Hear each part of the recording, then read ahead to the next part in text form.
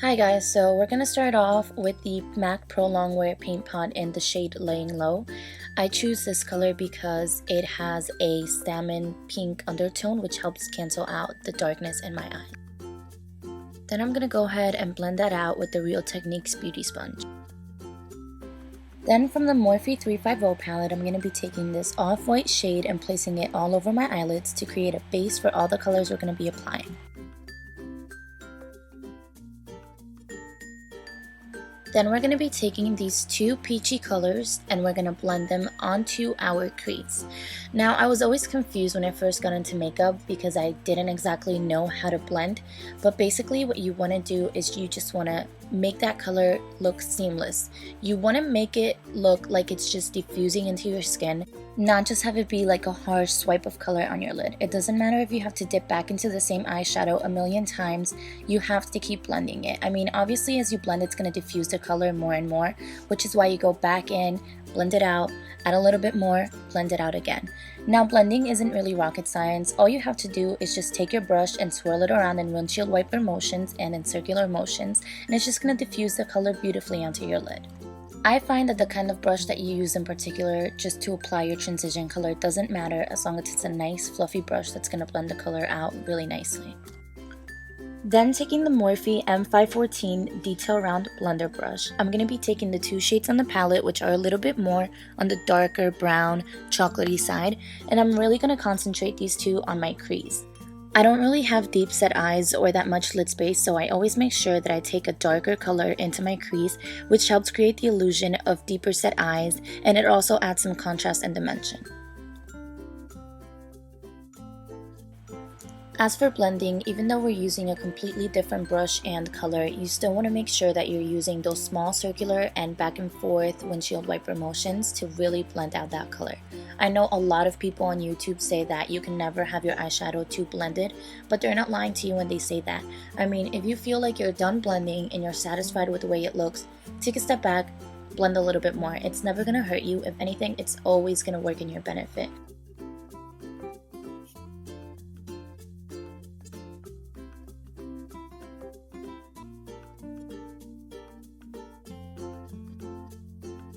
It does get a little bit repetitive, but like I mentioned before, since you're blending it out so seamlessly, when you blend it out, it loses a little bit of the pigmentation, so you have to keep dipping back and forth between the pan and your eyelid. Pan, eyelid. I mean, you gotta do what you gotta do. If you want that really, really nice eyeshadow look, then you just have to suck it up and keep doing it. Then dipping back into that peachy shade and using a fluffy Morphe brush, this one doesn't have a name or a number, I'm gonna go back and really diffuse those two darker colors onto the crease and lid so that there's no harsh lines. Then with a Morphe M431 brush, I dipped back into that chocolatey burgundy shade and started placing it on the inner and outer corners of my eyes. But this brush was scratchy as hell, like it was really making my eyelids hurt, so I had to switch back onto a Morphe M138 brush. And basically what I'm doing with this is just deepening up and darkening up the inner and outer corners of the eye. Then I picked up a short shaded brush from Xoxo just to make sure that all the harsh edges were blended out nice and seamlessly. Picking up that Morphe M514 brush once again, I dipped into the shades Matte Garcia, Matte Wood, and Matte Rosen from the Balm Meet Matte Nude palette because I really wanted to darken up that crease and inner and outer corners.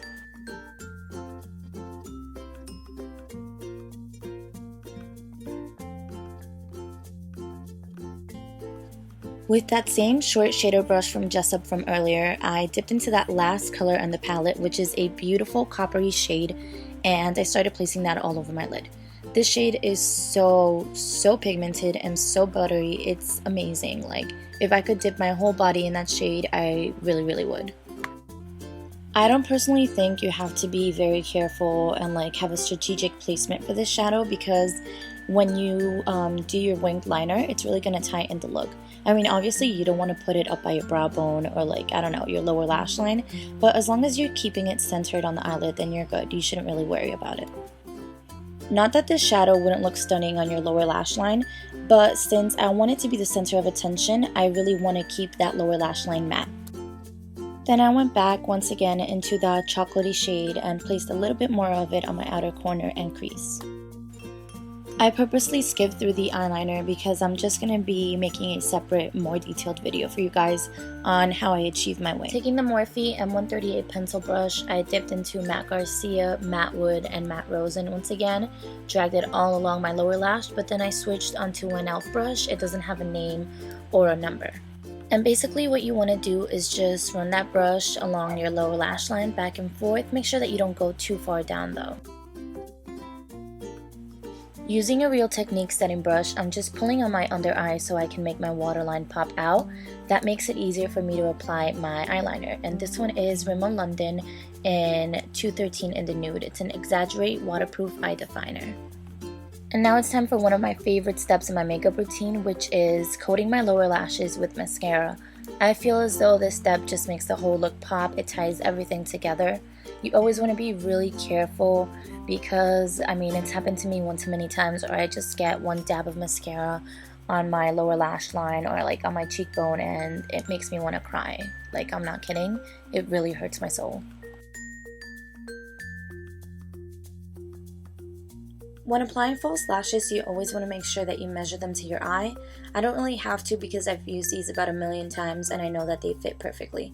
These are the number 615 from Salon Perfect, and I believe that they're a dupe for the House of Lashes Siren. They're absolutely beautiful, they're nice and wispy, and what I do is I just put a little bit of glue on like a tray or something and just dab a little bit of it with the back of my tweezers. I let it dry for a little bit and then I slowly place them in the center. Then I put the inner and outer corners in place.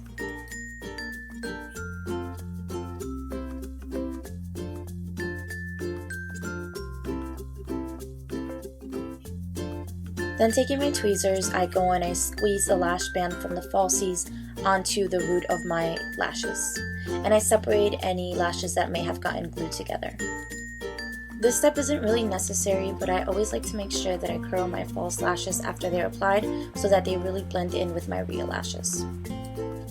Then I like to go back in with my liquid liner to make sure that I'm covering any lash glue residue or the band line if it's showing at all.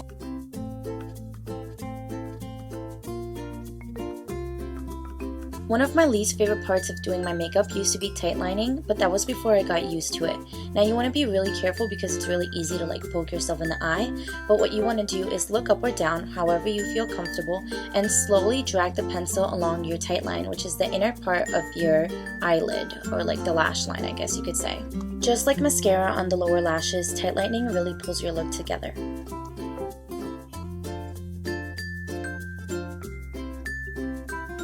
Now with the Morphe M416 brush, we're going to be taking the NYX Ultra Pearl Mania pigment in the shade Bronze and dust that along the inner corner.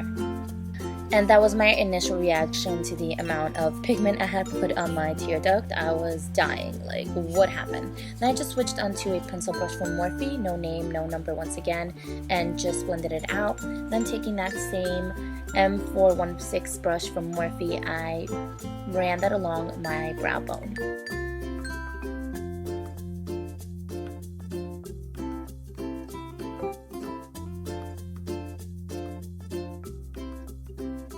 So this is the finished look. I really hope you guys enjoyed it. Let me know any looks that you guys would like to see from me. And don't forget to comment, like, and subscribe. I'll see you guys in my next video. Bye guys!